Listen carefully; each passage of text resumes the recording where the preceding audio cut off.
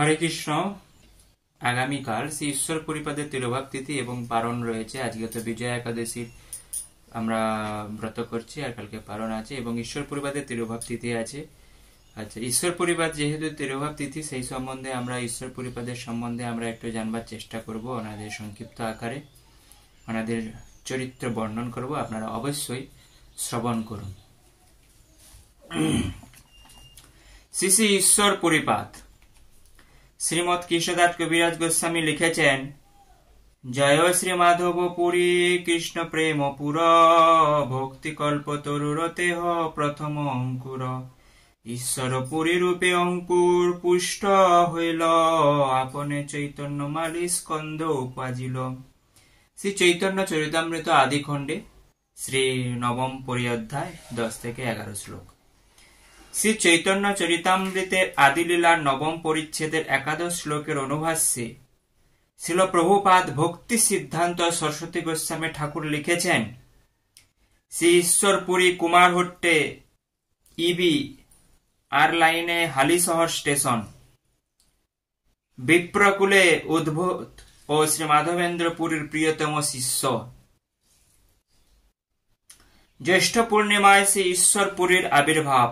শ্রীমদ ঈশ্বরপুরীপাদ স্বয়ং কি রূপে শ্রী গুরুপাদ পদ্মে সেবা করতেন তদ বিষয়ে শ্রী কৃষ্ণদাস কবিরাজ গোস্বামী এরূপ লিখেছেন যে, ঈশ্বরপুরী গোসাই করে শ্রীপাদ সেবন, সহস্ত করেন মল মূত্রাদি মার্জন, নিরন্তর কৃষ্ণ নাম করায় স্মরণ, কৃষ্ণ নাম কৃষ্ণ লীলা শুনায় অনুক্ষণ, তুষ্ট হইয়া পুরী তারে কইলা লিঙ্গন, বর দিলা কৃষ্ণ তোমার কহুক প্রেমধন। সেই হইতে ঈশ্বরপুরী প্রেমের সাগর, রামচন্দ্র হইল সর্বনিন্দাকর। রামচন্দ্র পুরী হইল সর্বনিন্দাকর। শ্রী চৈতন্য চরিতামৃত অন্তখণ্ডে 8ম অধ্যায় 28 থেকে 31। পূর্বে এক সময় শ্রী ঈশ্বরপুরীর তীর্থ ভ্রমণ করতে করতে নবদ্বীপপুরে আগমন করেন এবং শ্রী গোপীনাথ আচার্যের গৃহে অবস্থান করেন। তখন শ্রী গৌরসুন্দর অধ্যয়ন সুখে অবস্থান পূর্বক জননী শ্রী শচী দেবীর আনন্দ বর্ধন করছেন। শ্রী ঈশ্বরপুরী ছদ্মবেশে নদিয়াপুরে এলেন। কৃষ্ণরসে পরম বিহল মহাশয়, একান্ত কৃষ্ণের প্রিয় অতি দয়াময়, তান বেশে তানে কেহ চিনিতে না পারে, দৈব গিয়া উঠিলেন অদ্বৈত মন্দিরে। চৈতন্য ভাগবতে আদি খণ্ডে 11 অধ্যায়। যেখানে শ্রী অদ্বৈত আচার্য কৃষ্ণ সেবা করছেন সেখানে সাবধানে গিয়ে বসলেন। বৈষ্ণবেরও তেজ বৈষ্ণবের কাছে লুকানো সম্ভব নয়। শ্রী অদ্বৈত আচার্য বারবার তার দিকে দৃষ্টিপাত করতে লাগলেন। শেষে জিজ্ঞাসা করলেন, বাপ তুমি কে? বৈষ্ণব সন্ন্যাসী তুমি হেনলয় মনে? শ্রী ঈশ্বরপুরী অতিশয় দৈন্য ভরে উত্তর প্রদান করলেন, আমি শূদ্রাধম, দেখিবারে আইলাম তোমারও চরণ। বিপ্রশিরোমণি সন্ন্যাসী প্রবর শ্রী ঈশ্বরপুরী কত দৈন্য ভরে উত্তর প্রদান করলেন। দৈন্যই সাধুর ভূষণ। এটা আমাদেরকে সবাইকে মাথায় রাখতে হবে। আমাদের সব প্রতিটা ভক্তের আমাদের দৈন্যটা আগে দরকার। সাধুদের দৈন্যই ভূষণ।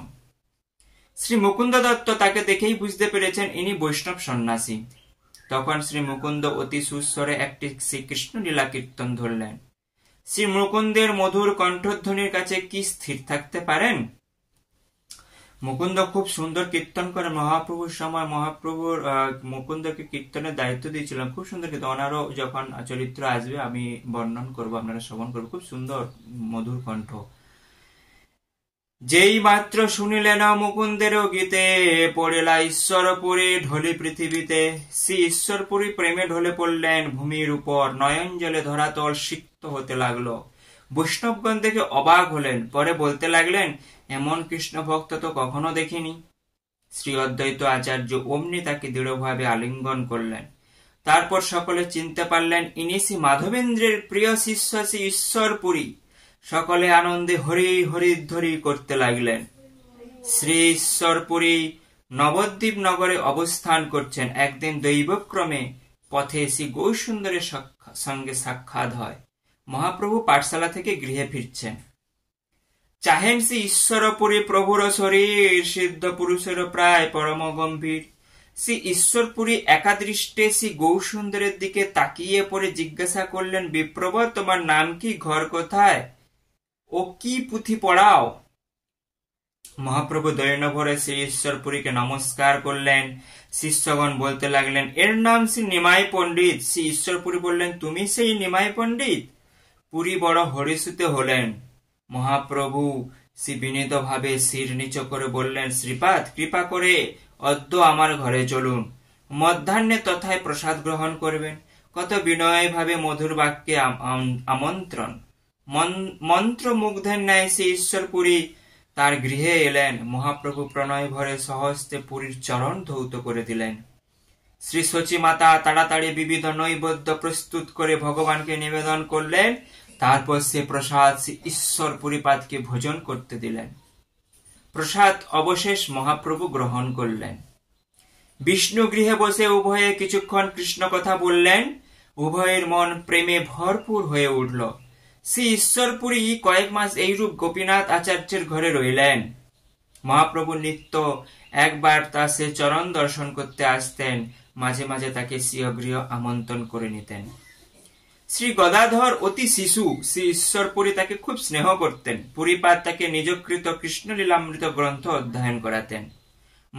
মহাপ্রভু রোজ সন্ধ্যাকালে শ্রী ঈশ্বরপুরীকে প্রণাম করতে আসেন। একদিন সে ঈশ্বরপুরী মহাপ্রভুকে বলতে লাগলেন, তুমি পরম পণ্ডিত, আমি পুঁথি করিয়াছি কৃষ্ণের চরিত, সকল বলি বা কথা থাকে কোন দোষ, ইহাতে আমার বড় পরম সন্তোষ। শ্রী ঈশ্বরপুরীপাদের এ কথা শুনে মহাপ্রভু হাস্য করতে করতে বলতে লাগলেন, ভক্ত বাক্য কৃষ্ণের বর্ণন, ইহাতে যে দোষ দেখে সেই পাপী জন।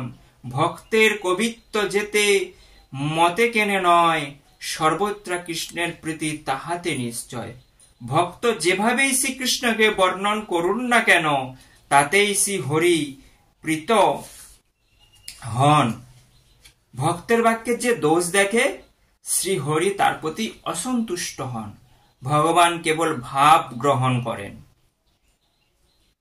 মহাপ্রভুর এ কথা শ্রবণে শ্রী ঈশ্বরপুরীরও ইন্দ্রিয় সমূহ যেন অমৃত সিঞ্চিত হল। শ্রী ঈশ্বরপুরী বুঝতে পারলেন শ্রী নিমাই পণ্ডিত অসাধারণ মহাপুরুষ। শ্রী ঈশ্বরপুরী কিছুদিন নবদ্বীপপুরে ভক্ত সঙ্গে অবস্থান করে তীর্থ পর্যটনে বের হলেন। এদিকে শ্রী গৌরসুন্দর বিদ্যার বিলাস সমাপ্ত করে আত্মপ্রকাশ যুগ ধর্ম নাম প্রেম বিতরণ করবার ইচ্ছা করলেন। প্রথমে পিতৃপিণ্ড দানের ছলনা করে গয়াধামে এলেন। সেই সময় ঈশ্বরপুরী গয়াধামে ছিলেন। মহাপ্রভু সর্বত্র পিণ্ডদানাদি শেষ করে যখন শ্রী বিষ্ণু পাদপদ্মে পিণ্ডদানের জন্য এলেন, তখন শ্রী পাদপদ্ম দর্শন করে এবং তার মাহাত্ম্য শ্রবণ করে প্রেমাবশে ধরাতলে মূর্ছিত হয়ে পড়লেন। দৈবযোগে হঠাৎ শ্রী ঈশ্বরপুরী সেখানে এলেন। শ্রী গৌরসুন্দরকে দেখে তিনি অবাক হলেন এবং শ্রী চন্দ্রশেখর আচার্যের নিকট সমস্ত কথা অবগত হলেন। কিছুক্ষণ পরে মহাপ্রভু চৈতন্য হলে সামনে শ্রী ঈশ্বরপুরীপাদকে দেখলেন। অমনি উঠে তাকে দণ্ডবোধ করলেন। শ্রী ঈশ্বরপুরী শ্রী গৌরসুন্দরকে দৃঢ় আলিঙ্গন করলেন। দুজনার প্রেমাশ্রুতে দুজনে ভাসতে লাগলেন। মহাপ্রভু বলতে লাগলেন, প্রভু বলে, গয়া যাত্রা সফল আমার, যতক্ষণে দেখিলাম চরণে তোমার। তীর্থে পিণ্ড দিলে সে নিস্তরে পিতৃগণ, সেহ যারে পিণ্ড দেয় তরে সেই জন। তোমা দেখিলেই মাত্র কোটি পিতৃগণ, সেইক্ষণে সর্ববন্ধ প্রায় বিমোচন। অতএব তীর্থ নহে তোমারও সমান, তীর্থের পরম তুমি মঙ্গল প্রধান। শ্রী চৈতন্য ভাগবত আদি খণ্ডে মহাপ্রভু দৈন্য ভরে বলতে লাগলেন, আমার সমস্ত তীর্থ ভ্রমণ আপনার দর্শন মাত্রই সিদ্ধ হয়েছে। আপনি তীর্থ সমূহের পরম তীর্থ স্বরূপ। আপনার চরণ রজ তীর্থ সমূহ প্রার্থনা করে। হে পুরীপাদ, আমি তাই আপনার সেই চরণে প্রার্থনা জানাচ্ছি। আপনি আমাকে সংসার সিন্ধু থেকে পার করুন ও শ্রী কৃষ্ণ পাদপদ্মের অমৃত রস পান করান। এটা হচ্ছে মহাপ্রভু এত সব লীলা করছেন একমাত্র ভক্তের জন্য। ভক্তদেরকে শিক্ষা দিচ্ছে আমাদেরকে সংসার সমুদ্র কিভাবে পার হতে হবে। তিনি তো ভগবান, কৃষ্ণই তো কলিযুগে মহাপ্রভু রূপে এসেছেন। তিনি শিক্ষা দিচ্ছেন কিভাবে আমি তিনি এসবের ব্রহ্মাণ্ডের মালিক হয়েও তিনি শিক্ষা দিচ্ছেন আমাকে কিভাবে সংসার সমুদ্র পার হতে পার হতে হবে। আর এইসব লীলা দেখে কিছু মানুষ এনাকে মহাপুরুষ মনে করেন, ভগবান তো মনেই করেন না, কিন্তু শাস্ত্র ঘেটে দেখলে আপনারা বুঝতে পারবেন মহাপ্রভু কে। সাধারণ একটা মানুষের মতন, সাধারণ একজন ভক্তের মতন লীলা করে আমাদেরকে শিক্ষা দিচ্ছে আমাদের ভজন সাধন কিরকম ভাবে করতে হবে, ভগবত ভক্তকে কিভাবে সম্মান জানাতে হবে। সংসার সমুদ্র হইতে উদ্ধার মরে, এই আমি দেহ সমর্পিলাং তোমারে, শ্রীকৃষ্ণ পাদপদ্মের অমৃত রসপান, আমারে করাও তুমি এই চাহিদান। মহাপ্রভুর এই উক্তি শ্রবণ করে শ্রী ঈশ্বরপুরীপাদ বলতে লাগলেন, বললেন, ঈশ্বরপুরী সুনহ পণ্ডিত, তুমি যে ঈশ্বর অংশ জানিনু নিশ্চিত। ঈশ্বরপুরীপাদ বলছে, তুমি যে ঈশ্বরের অংশ আমি জানি, তুমি ঈশ্বর। আমি তোমার পাণ্ডিত্য ও চরিত্র দেখেই বুঝতে পেরেছি তুমি ঈশ্বরের অংশে অবতীর্ণ। আমি আজ শুভ স্বপ্ন দেখেছিলাম, তার ফল হাতে হাতে পেলাম। পণ্ডিত, সত্য করে বলছি, তোমাকে দর্শন করে আমি পরম আনন্দ লাভ করেছি।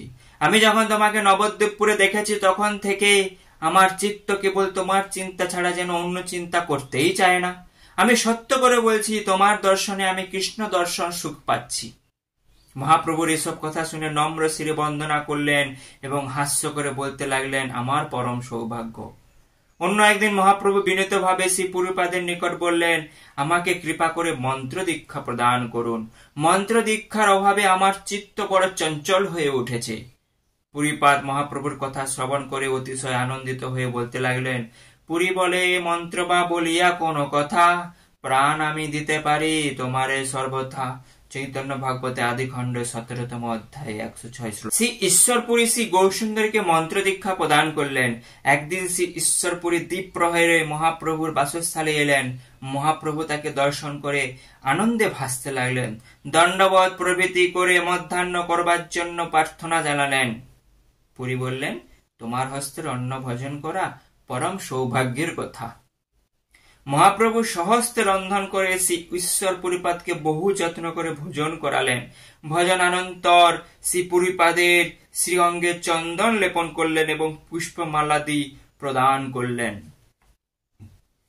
স্বয়ং ভগবান শ্রী গৌরসুন্দর জগতে শ্রী গুরুপাদ পদ্মের সেবা পরিচর্যার ধর্ম শিক্ষা প্রদান করলেন। মহাপ্রভু এটা শিক্ষা দিচ্ছেন যে গুরুপাদ পদ্মের প্রতি আমাদের কিরকম শ্রদ্ধা জ্ঞাপন করা উচিত, কিভাবে তার সেবা করা উচিত, কিভাবে তার আদর যত্ন করা উচিত, এইগুলা দেখে আমাদেরকে শিখতে হবে। মহাপ্রভু এই জন্য এগুলো আমাদেরকে শিক্ষা দিচ্ছেন। মহতের পরিচর্যা ছাড়া কখনো কৃষ্ণ প্রেম ভক্তি পাওয়া যায় না। শ্রী গুরুপাদ পদ্মই সেবায় ভক্তির দ্বার। কেউ যদি বলে থাকে যে আমি এসব না ধরে ভগবান ডাইরেক্ট যাব, তো ভগবান কখনোই তার কাছে আসবে না। স্বয়ং মহাপ্রভু এখানে শিক্ষা দিচ্ছেন। শ্রী গৌরসুন্দর গয়া থেকে ফিরবার পথে কুমারহট্টে শ্রী ঈশ্বর পুরীপাদের জন্মস্থানে এসে প্রেম ভরে গড়াগড়ি দিতে লাগলেন। মহাপ্রভু নয়ন জলে ভূমি সিক্ত হলে পরিশেষে শ্রী গুরুপাদ পদ্মের জন্মস্থানের ধুলা উড়নতে বেঁধে নিয়ে নবদ্বীপের অভিমুখে চললেন। বললেন, এ ধুলা আমার প্রাণ স্বরূপ। অতঃপর শ্রী গৌরসুন্দর সন্ন্যাস গ্রহণ করলেন ও জননীর আদেশে শ্রী পুরীধামে অবস্থান করতে লাগলেন। এ সময় ঈশ্বরপুরীও অন্তর্ধান লীলা করলেন। অপ্রকাটকালে শ্রী ঈশ্বরপুরী নিজ সেবক শ্রী গোবিন্দ ও কাশীশ্বর পণ্ডিতকে মহাপ্রভুর নিকট যাওয়ার জন্য আদেশ দিলেন। মাধবেন্দ্র পরিবর শিষ্যবর শ্রী ঈশ্বর নিত্যানন্দ শ্রী অদ্বৈত বিভু শ্রী ঈশ্বর পুরীকে ধন্য করিলেন শ্রী চৈতন্য জগৎগুরু গৌর মহাপ্রভু। এইটুকুই সংক্ষিপ্ত আকারে শ্রী ঈশ্বর পুরীপাদের চরিত্র বর্ণন করলাম। আপনারা সবাই শ্রবণ করেন এবং স্মরণ করব। আমরা যত ভক্তের প্রতি আমরা স্মরণ থাকবে, যত ভগবত প্রতি আমাদের চিন্তন থাকবে, ততই আমরা ভক্তি পথে অগ্রগতি হব। বাঞ্ছা কল্পতরুভশ্চ কৃপা সিন্ধুভ্যেব চ পতিতানাং পাবনেভ্যশ্চ নমো নিতাই গুরু।